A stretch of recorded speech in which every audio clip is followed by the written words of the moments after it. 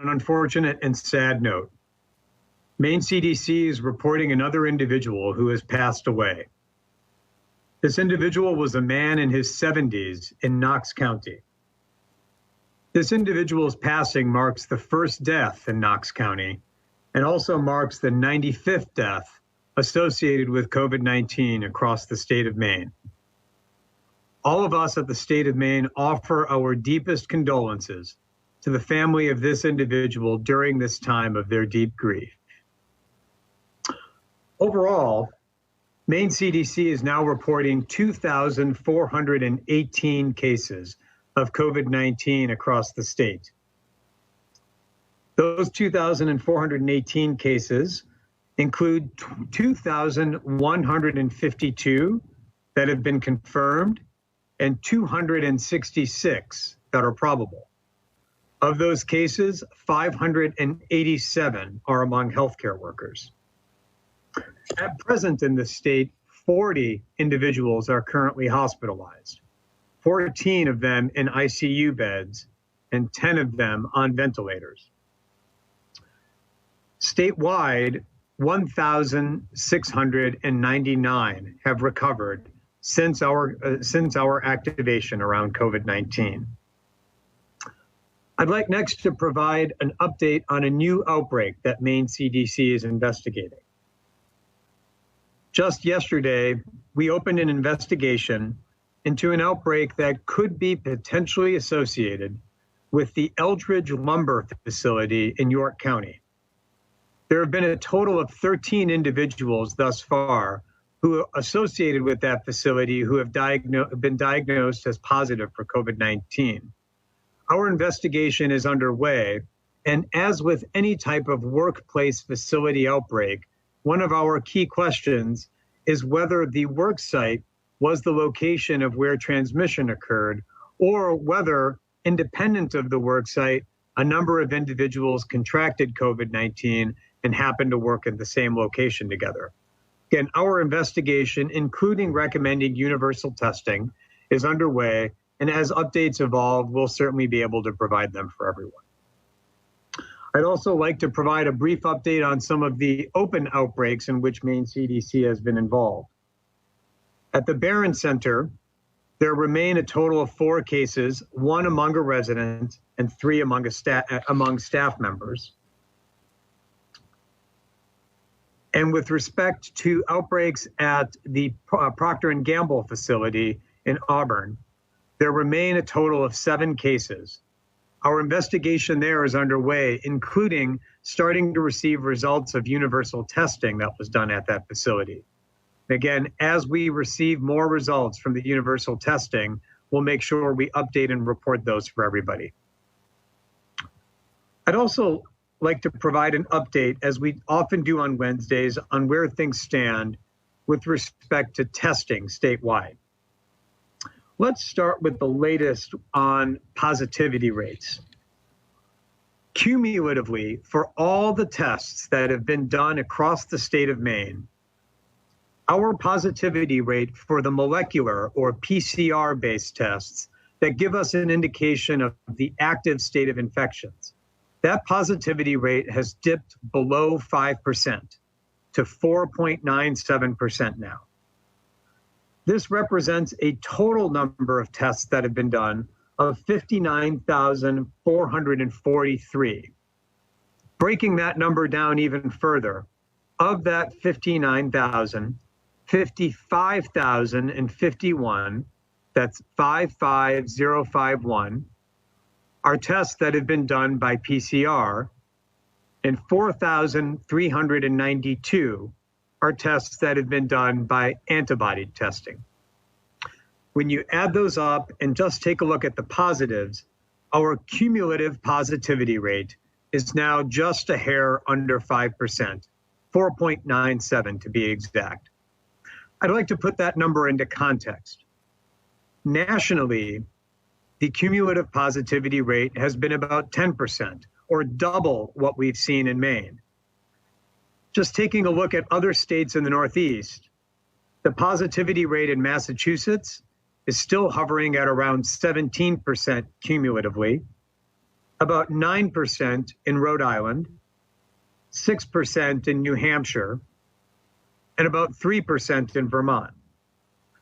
That is to say nothing of states whose outbreaks have been even more significant, such as New York, where the positivity rate is 17%, or New Jersey, where it remains at 20%, or Connecticut, which is at 16%. We've talked for several weeks now about the importance of this positivity rate. It tells us, among other things, whether the net that we are casting with our testing is broad enough. According to many authorities, including the World Health Organization, as well as the US CDC, states should be looking to get the positivity rate as low as possible. Some say below 10%, some say below 5%. In either event, we're there. But we still have more to go. I've talked about one of our personal goals of having the most updated current positivity rate as opposed to the cumulative positivity rate at down to 2%. The other thing that the positivity rate gives us more insight into is whether we are able to reach out and detect asymptomatic individuals. As we've talked about quite at length at these meetings, a lot of the reason that COVID-19 poses such a challenge is that individuals can have the disease and transmit it even before they start showing any symptoms. The lower that positivity level is, the greater confidence that we have that we're picking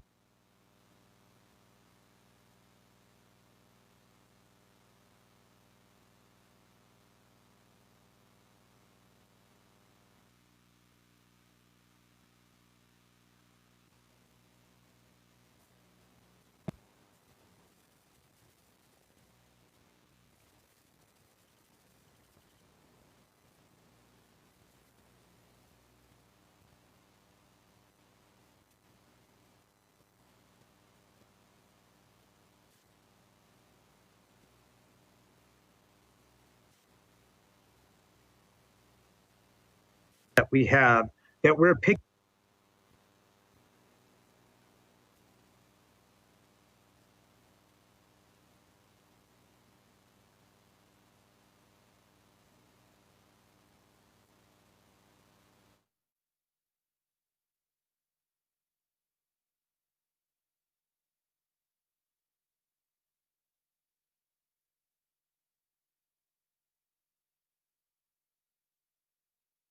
have that we're picking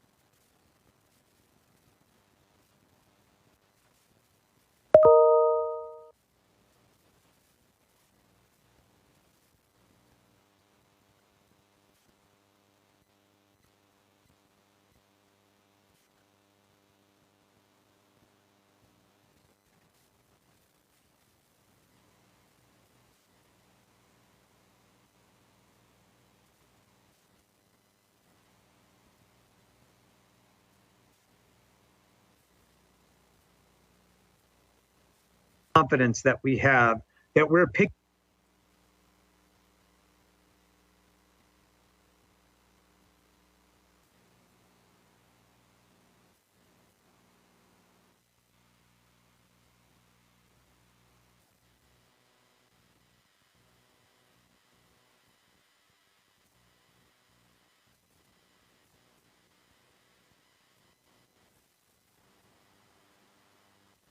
just in the past week tells our team that we are headed in the right direction when it comes to testing, volume of testing.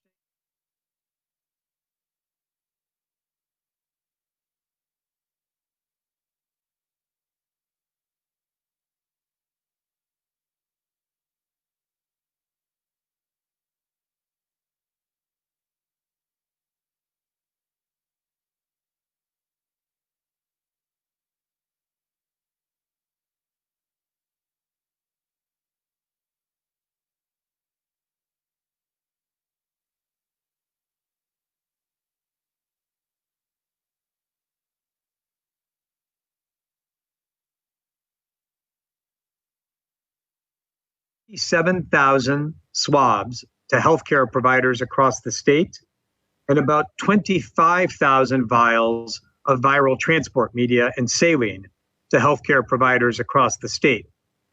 This is a key piece of our overall testing strategy. One piece of it entails making sure that we've got the capacity to do the tests at our laboratory in Augusta and at other laboratories across the state. The tests don't just run themselves.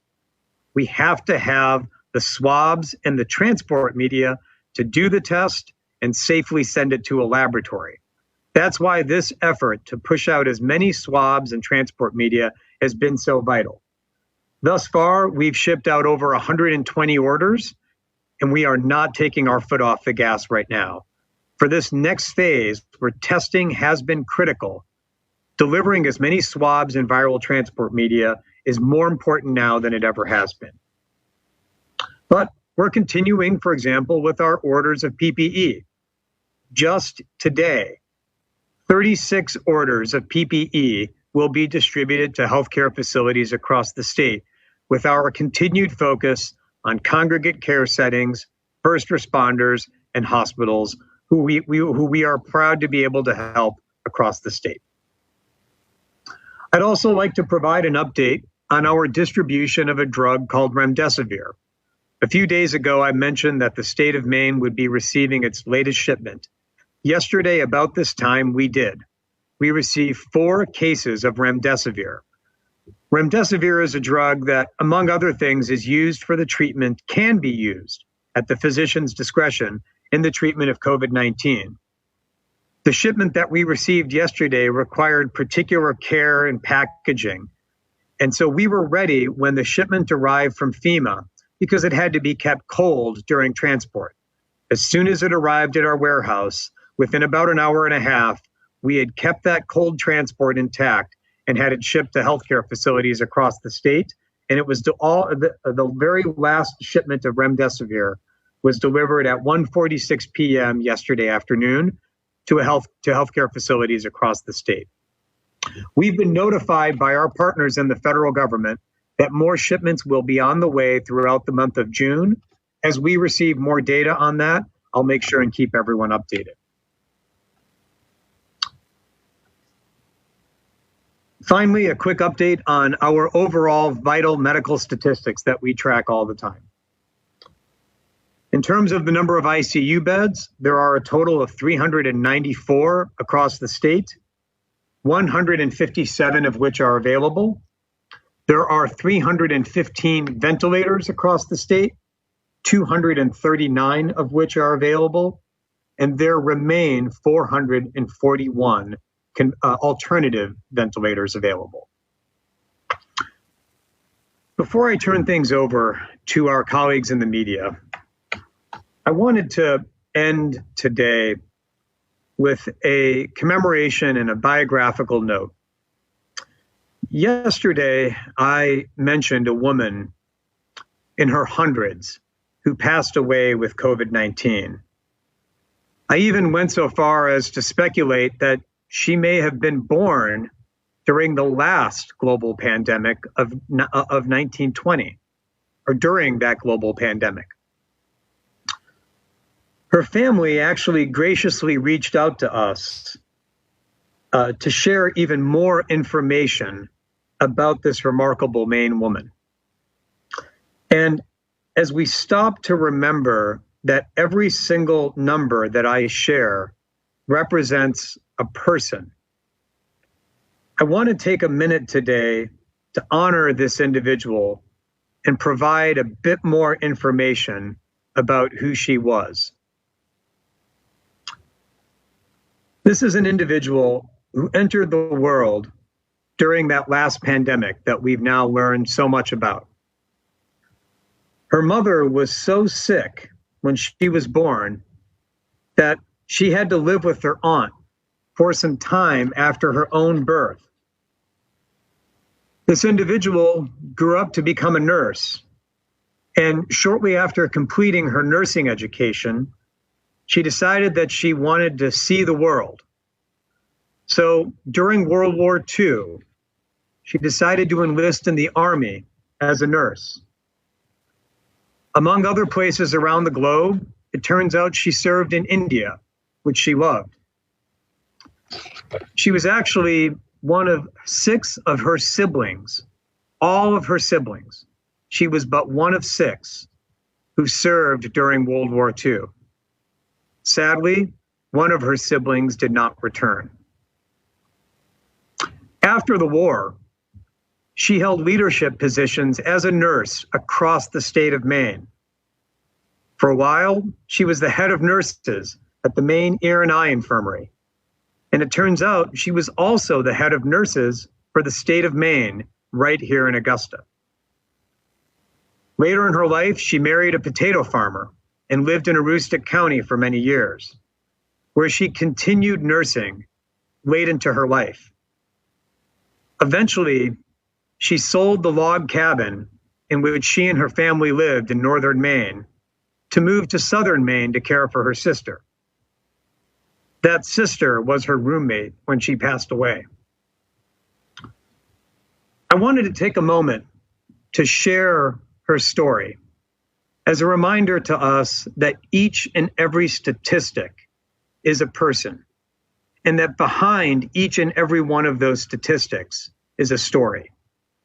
And so on behalf of all of us, I'd like to thank this individual for her service to the state of Maine, and thank her family for sharing her story with us and allowing me to share it with everyone here today. With that, I'd like to turn things over to our colleagues in the media. And today's first question goes to Megan from WMTW.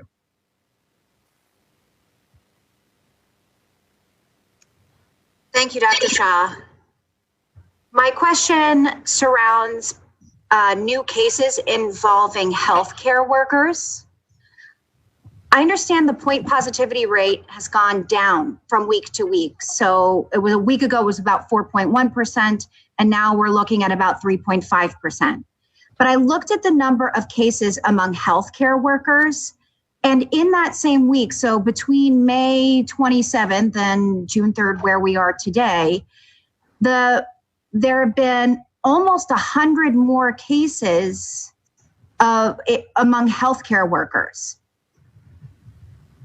Professionally, what do we read into that? And is there anything that we can do to protect our healthcare workers in better ways that include more than just maybe PPE, i.e. why are healthcare workers seemingly contracting the virus at a higher rate than we see the positivity rate going down?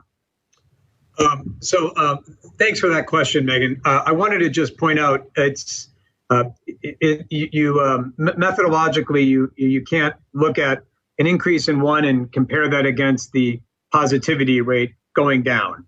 But I hear where your question is coming from, and the percentage of healthcare workers across the state who have tested positive is unfortunate. Healthcare workers are putting themselves on the front line every single day. Now, where Maine stacks up relative to other countries, or relative to other states, in terms of the percentage positive of healthcare workers, has us right on par with other states, which is to say about 1 in 5 cases. That number still remains incredibly high, and unacceptably so. One of the things that we are working on trying to understand better is what's the direction of transmission. Are healthcare workers being infected in the community and then potentially introducing it into their places of work? Or are they being infected in places of their work and then potentially bringing it back to their community? As with all difficult questions of that sort, what we know is that it's likely a mixture of both. So that underscores the importance of a few things. The first is that making sure not just the healthcare workers who may have patient contact are educated and trained on avoiding COVID-19, but also those who may more incidentally come into contact with patients. For example, environmental care workers. So one of the efforts that we've been undertaking more recently in partnership with healthcare organizations is making sure that all healthcare workers in a facility are up up to speed on the latest infection control practices.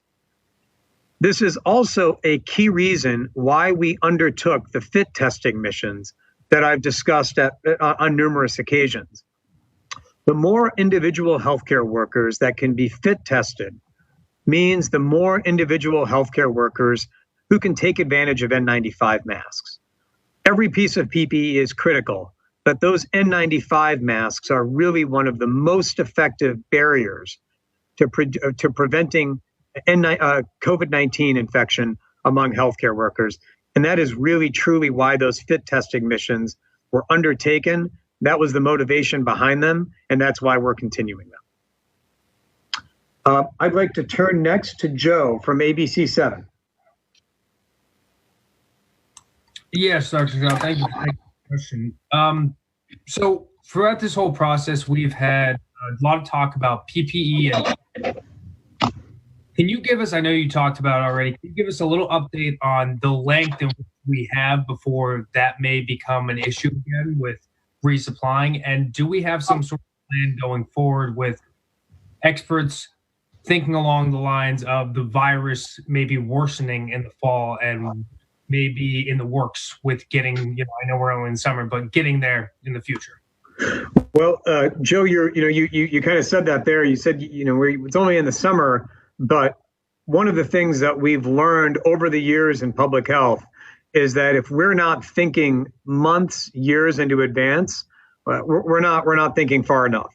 And so we are already beginning to analyze what the PPE demands may need to be or might look like, not just through the summer, but into the winter as we look at the potential for more or a different wave of COVID-19, as well as the concurrence of influenza.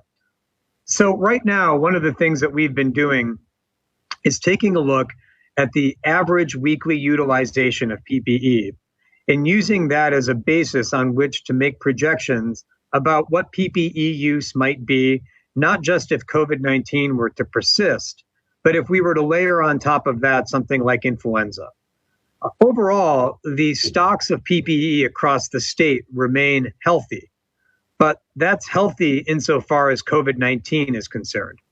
If there were a major uptick in cases, for example, or if we were combating COVID-19 on top of a bad influenza season, we might get back into a position where PPE stocks became in jeopardy.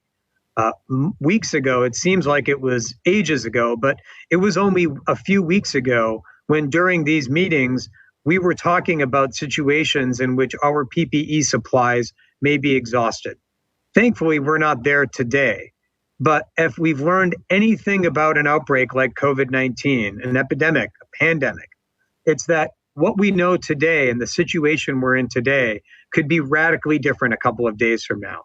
So for that reason, we're starting our planning process, working with our colleagues at the CDC to start projecting what type of reserve of PPE that we need to have on hand now to make us prepared for any type of situation in the fall or the winter.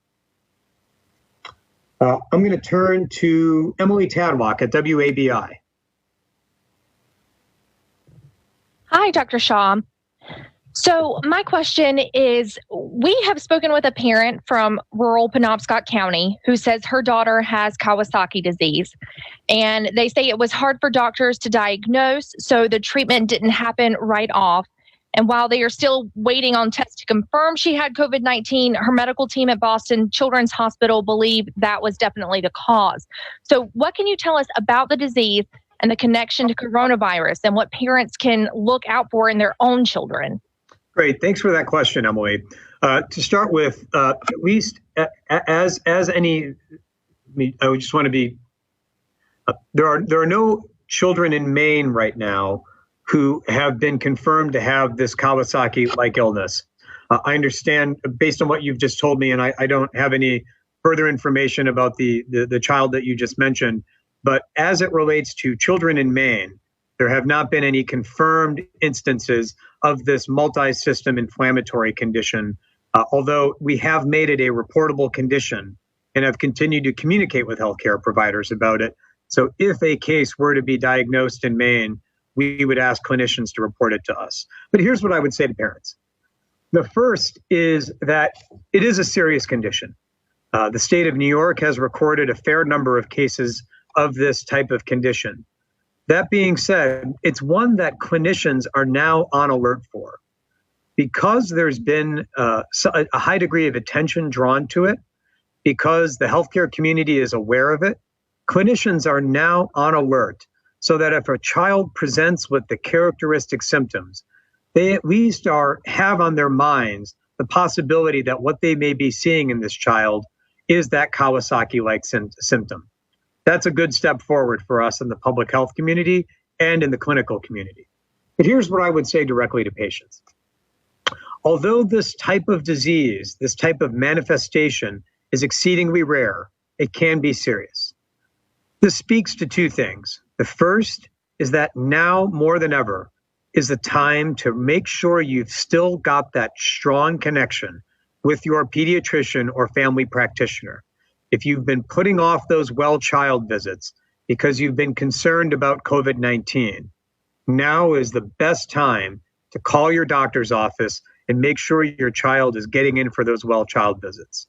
The second is that if your child's not feeling well and that you believe that they've got something more going on than just a cold, please make sure you reach out to your healthcare provider.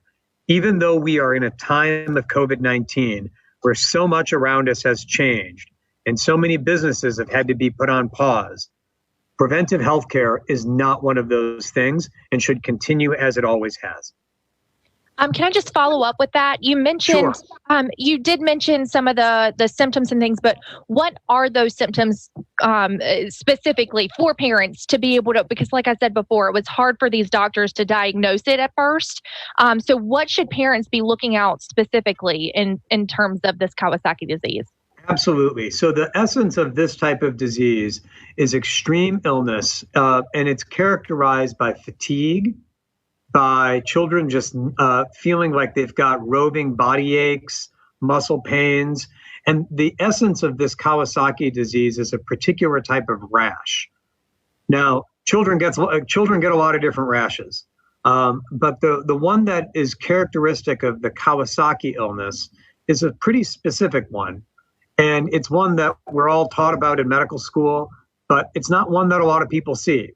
So what I would recommend is that if your child was feeling ill a couple of weeks ago and then seems to have gotten better, but has now taken a turn for the worse again and is back to feeling extremely ill, and then they also have developed a rash of any sort, that is a sign to make sure you call your doctor's office. You bet, Emily. I'm going to turn next over to Steve Missler. Thanks for taking the question. I just, as you know, Dr. Shah, the president is going to come here on Friday and tour the swab factory in Guilford. And I'm wondering, and presumably he's going to talk about the federal government's response to the pandemic, and he's made some allusions to this in the past. I'm just looking for, I guess, if you could just give me a sense of what has it been like to interact, work with the federal partners, whether it's been at the CDC or elsewhere. Just in general, what are the good things? What are the bad things? As succinctly as you can. Yep. So, Steve, we here at Maine CDC interact primarily with three federal agencies as part of our response. The first, most obviously, is the US CDC, and we are in touch with them in different ways, multiple times per day. I think it was yesterday evening or the 2 evenings ago, I had a call with Dr. Redfield, and so we are on multiple different times per day in closest contact with the US CDC. And I really do commend them for being available to us to answer questions, whether they are clinical or otherwise. We've always been able to get straight, direct, science-based answers from the US CDC. The other agency that we interact quite a lot with is a unit of the US Department of Health and Human Services called ASPR, the Assistant Secretary for Preparedness and Response. They are the organization that, for example, is overseeing the distribution of remdesivir. We've had frequent and multiple phone calls with them about remdesivir shipments, when they would be coming, what data that they've been seeing, et cetera. And I, too, want to commend ASPR for their quick and science-based work. When I've asked hard questions of them about remdesivir, if they didn't know the answers, they told me straight up and told me what they were going to do to find me the answers. And then lo and behold, they found me the answers. So I commend them for that work. We also work in close contact with FEMA. This is by and with our colleagues over at MEMA. And FEMA, of course, has been largely overseeing coordination and distribution of things like PPE. And similarly there, we've been delivered adequate amounts of PPE when we've put in specific requests for particular pieces that we've been running low on. We've gotten answers from them. I say all that because we recognize that we're in the midst of a pandemic. And so although there have been times in which we might have looked at things being done differently, we always give people on the other side the benefit of the doubt. They have difficult judgment calls to make in the same way that we've got difficult judgment calls to make. And one of the things that I try not to do in emergency situations is second guess individuals who might have more or different information than I do. These are incredibly difficult times with judgment calls that have to be made within split seconds. I try not to second guess those judgment calls, but rather recognize that they are under the same tremendous pressures that we are. And so from my perspective, working primarily with CDC and ASPR, I have a lot of respect for them and thank them for the quick work that they've been able to do. Steve, did you have a follow-up, or you often have a second question in your back pocket? Yeah, I had a little bit of trouble with the mute button there. Sorry about that. I guess as it relates to testing, though, I know that there's been some struggles there, whether it's been getting reagents, et cetera. Has that been as smooth as you would have liked it? Early on, again, back in March, as everyone is aware, the volume of testing reagents that we were receiving was not what any state wanted it. In fact, I think if you were to ask the US CDC, they would also tell you it wasn't what they wanted either. We recognized that there were some initial scientific challenges they had with the test, and then there was difficulty ramping up production. I appreciate that they had that challenge. I will tell you, Steve, from a testing or reagent availability standpoint, now that we have moved on to utilizing a test manufactured by our colleagues at IDEX, we have not had those challenges. Thank you. I'm going to turn next to Amy Brown at WERU. Thank you, Dr. Shah. If I remember correctly, community transmission means there have been at least 10 cases in a county, and 25% or more of them have been among people who have not had known contact with someone else who's tested positive, nor have they traveled to a hotspot, right? So with Penobscot County, are they still on the community transmission list? And can a county ever come off that list if that number falls below 25%? Okay, great question, Amy. So we've thought and we've talked a lot about this at length. And community transmission, you are correct as to your recollection of our definition. That is exactly correct. And what community transmission essentially amounts to is an outbreak at over a large geographic area. And thus we look at community transmission in the same way that we would look at an outbreak in a facility, which is to say, if we have gone 2 consecutive incubation periods without there being any new cases, we would then take a county off of the community transmission list. Now, that is a very high bar. That amounts to 28 days with no new cases. We fully recognize how high of a bar that is. But from an epidemiological perspective, that means we've gone not 1, but 2 full periods of transmission where there haven't been any cases that gives us security in knowing that at least as to the community transmission piece, it's not out there. There might still be individuals in outbreak settings that could reoccur, but from a community transmission, sort of walking down the street style transmission, once a county has hit those 2 consecutive periods, that's when they would be taken off. We say that recognizing how high of a threshold that is, though. So that's 28 days without any new cases that are associated with community transmission, not without any new cases at all. It's actually 28 days associated with no new cases, period. So an outbreak, which actually would potentially put the 25% much lower, could still keeps the county on the community transmission list. And that is because outbreaks do not occur on islands within counties. Outbreaks occur in areas where people are coming in and going across the county, across multiple counties. And so even if an outbreak were to occur in a county, that would still mean necessarily that individuals could be entering or transiting through that facility and thus reintroduce it into the community. Yep, so sorry. You bet. May I ask a follow-up question? Sure thing. Is it known how long asymptomatic people are contagious, assuming they never become symptomatic and it's someone who just remains asymptomatic? How is it known when they are no longer contagious? Do they have to have another test or? So an asymptomatic person can be contagious throughout their entire duration of illness. So someone who gets a test for COVID-19, tests positive and has absolutely no symptoms, they can continue to have absolutely no symptoms for 14 days. It's rare, I will tell you though, Amy, not many people are completely asymptomatic throughout the course of their illness.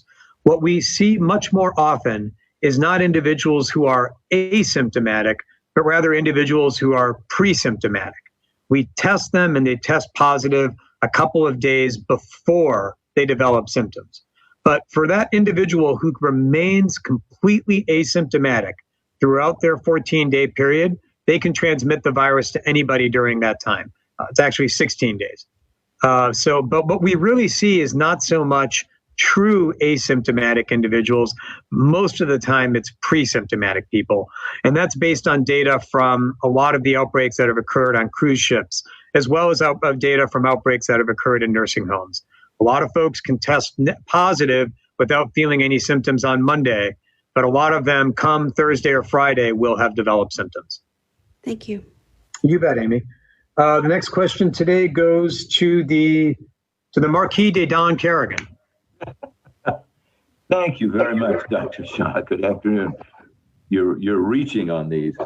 A question basically regarding PPE, and then another one regarding testing. As far as PPE goes, a viewer contacted us to ask about masks versus face shields. I know you've talked about this in the past, but does perhaps one offers protection in a different direction than the other, but is one inherently better than the other? Don, could I clarify your question? Are you or your viewer, do you know if they're asking about N95 masks or the more typical surgical mask? I suspect they're asking more of typical surgical masks that the public would wear, I believe. Yep. So they're both very good. Face shields and surgical masks are both very good. And as with a lot of PPE, the efficacy depends on the integrity of the adherence to best use practices. So with the face shield, we recommend that it go pretty much all the way back almost toward your ears. With the surgical mask, it's got to go over your nose. I've seen a lot of folks wearing surgical masks on TV, but not over their nose. And it's got to be such that there's not a lot of slack out by the corners of your mouth, by the cheeks. If for either of those pieces of PPE, whether it's a face shield or a mask, provided they are worn in that fashion, they're both about equally good. For healthcare providers now, and I am only referring to healthcare providers here, if an N95 mask is not available, one of the recommendations we've made is for healthcare providers to wear both. a face shield coupled with a surgical mask. But for individuals out there, either is very good. Face shields, I think, have two benefits to them, which is that they can be reused for a much longer period of time. They can be wiped down very easily, and they really do provide that high degree of protection. And I should just, I say protection, and it's worth repeating or worth noting for everybody. The benefit of these types of PPE is to protect others around you. It's to protect your grandparents. It's to protect folks who might be immunocompromised if you happen to sneeze or cough or breathe. And so both a face shield or a face mask are both really good at doing that. Thank you. The other question is about testing and kind of follows up to a brief discussion we had yesterday about this proposal that's being circulated to have to deal with the self-quarantine requirement and have people test out of state. But there's also part of that, though, also, I believe, assumes there would be testing available in state. It sounded like you said, talking about the positivity rate, that we may be testing enough. Is that correct? Or do you still believe we need a significant expansion of testing? Good question, Don. I want to be really precise in my answer, but the answer to what I'm going to say is both. We need to be expanding along two different axes. The first is in our capacity to undertake more testing, and then in the amount of testing that's being done itself. Both of those are going to be necessary in order to get us to that 2% or so threshold mark that I'm really aiming for. I'd like to go even lower if possible, but we're working on two things simultaneously. Building out even more testing capacity, and then getting more and more and more folks tested or retested as the situation calls. So we still have more road ahead of us, but we are getting to where we need to be going. Even though that's still a ways off, we're definitely headed in that direction. Is there an actual plan for step-by-step for achieving this? Yes, we're not ready to roll out on the former, on the capacity piece. We're not quite ready to roll it out yet. The discussions are being held or are underway right now because we've got to make sure we can secure the equipment that can do the testing, that we can get the staff that would be needed, and then sort of to Steve Missler's earlier point about reagents, to make sure we can secure the reagents that we need. But we are under active discussions for all three. And then in parallel, working with healthcare providers and hospital systems. Although I'm very proud of the work that the Maine CDC lab has been able to do, I'm equally proud of the expansion of testing that's been happening at the hospital level. We're continuing to work with them to bring on more and more testing at the local hospital level. So for example, if someone needs to go in for a medical procedure, they can, the night before or the day before, visit that hospital, get their COVID-19 test, and be ready to go for their procedure the next morning. So we're working with hospitals to build out that capacity as well. That's on the capacity front. On the making sure more folks are tested front, Don, I think the most concrete step we've taken in that direction is lowering the point at which we would recommend universal testing from 3 to 1 in a congregate living or congregate care facility. That has greatly expanded the availability of testing that we will do at our state lab. Thank you. You bet, Don. I'm going to turn next to Caitlin Andrews at the BDN. Good afternoon, Dr. Shah. I have a couple questions about the SARA's alert system. One, I want to get a better sense of, I guess, how does somebody access it? Like, can you only get through it through a provider, or is there a link on the website? What is the trigger that you are hoping people use to log themselves? Is if they're confirmed positive, if they might be positive but haven't been able to get a test? Can you talk more about that? Sure thing, Caitlin. So SARA Alert is the IT backbone of our contact tracing work. And it's not so much something for the general public, but rather the way that someone becomes affiliated with SARA Alert or enrolled in SARA Alert is as follows. After someone tests positive for COVID-19, a disease investigator, a contact tracer, a Maine CDC staff member reaches out to that person, checks in with them, sees how they're doing. that then triggers the process of them enrolling in Sarah Alert. Someone can enroll, and that just happens during that conversation. It doesn't require anything more than the Maine CDC staff person to log their name into Sarah Alert and talk to that person about the way in which they would like to be communicated with. Some people like to be communicated with via phone, others by text message, others like to log into a website, and Sarah Alert can accommodate whatever means of communication is necessary. It doesn't require a cell phone, it can work by a landline, etc. So it's less of something that we're asking the general public to enroll in, but rather something that confirmed cases are enrolled in by Maine CDC. Okay, so it's more of a device that helps you with the contact tracing you are already doing rather than an effort to get the public to buy in and voluntarily, or if they think they might be sick or they may have come into contact with somebody who might be sick. You are correct. And it is the IT backbone for the contact tracing work that's already been in place. It's a great IT backbone, I should say. But it is not a new initiative as much as it is the informatics component that helps us check in with folks, make sure they're doing okay, and then allow us on our end to keep track of all of the data. Thank you. Okay. And the last question for the afternoon goes to Kevin Miller from the Press Herald. Thanks, Dr. Shaw. Can you hear me? Yep. Go ahead, Kevin. Okay. So one specific question about a facility and then a more general question. Can you give us an update on the number of cases and deaths at the Cape Memory facility? I think yesterday you said there were 80 residents and then 23 staff members that had been tested positive. What are the latest numbers, and then how many cumulative deaths have there been there? So Kevin, the number of individuals who have passed away remains at what it was yesterday, and the total number of cases is now 84. I believe that is, I'll get you the exact breakdown. I believe it's 60 residents and 24 staff members, but I'll make sure that the number that I've got is the most accurate and up to date. And then in terms of our ongoing work with Cape Memory Care, continuing with phone calls to make sure that they've got everything they need, be it from a PPE perspective, an infection control perspective, a retesting perspective. We're continuing to work very closely with them. And how many deaths have there been there? That was the same as yesterday. I believe that was. I'm going to double check, Kevin, to make sure. I believe again. I'll double check to make sure I don't give you the incorrect number. Okay, great. I'll check with Robert as well. Yep. Then my more general question is about kind of following up on the discussion about community transmission.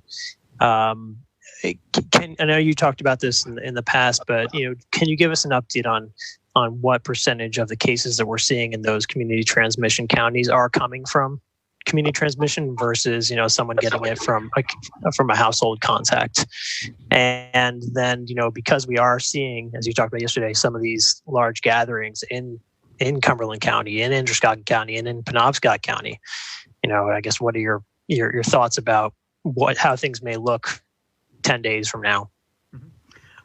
Kevin, we'll run the exact number or the more precise number with respect to percentage of cases in communities with community transmission that are community transmission. Boy, that's a lot of words. You said it a lot more elegantly than I did. So we'll get you the exact number of that. The last time I took a look at those numbers, it was the bulk of cases that were coming from community transmission. That was shortly after the cases at Cape Memory Care had stabilized. So it really is, as you can imagine, Kevin, given that thankfully our overall number of cases in Maine on a daily basis is low. A lot of that is driven on a day-to-day basis by whether there's a new outbreak. If there's a new big outbreak, then that number changes. And if there's not, the number is overall driven by community. We'll get you some more numbers on that to be sure, though. And in terms of your latter question, it's difficult to speculate about what we may see in 10 days.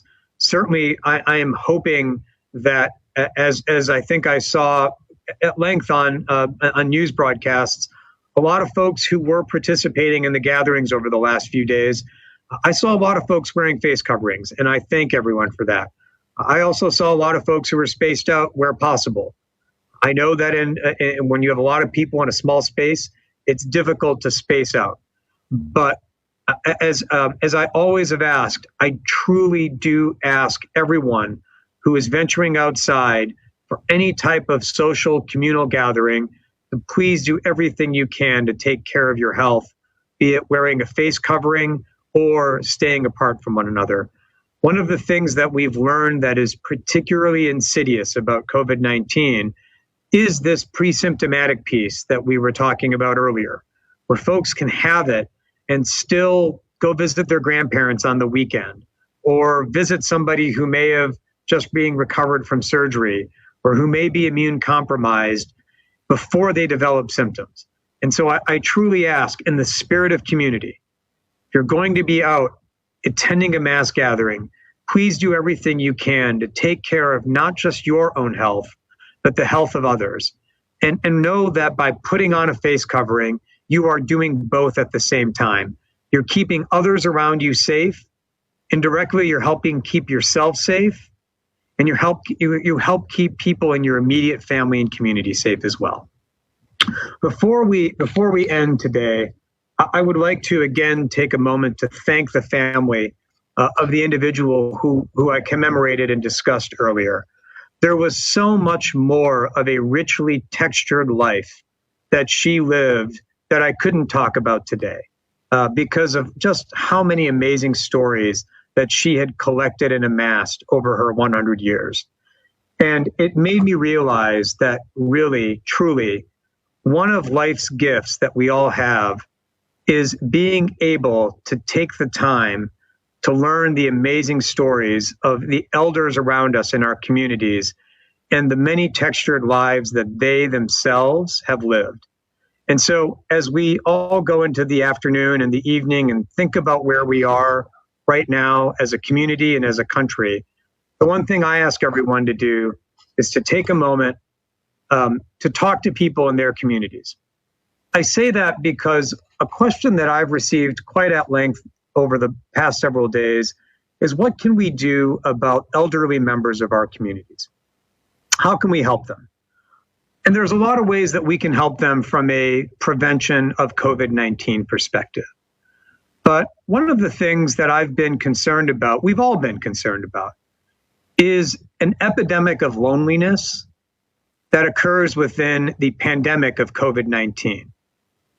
And for me, one of the ways that we can try to stem that epidemic of loneliness among the elderly is to do something as simple as calling them and listening to their stories.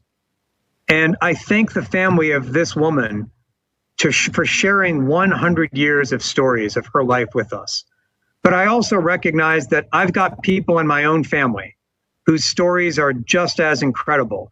So one of the things that I ask everyone to do, and that I am going to do, is to call up those elderly folks across the country that you know in order to help them share their stories with you.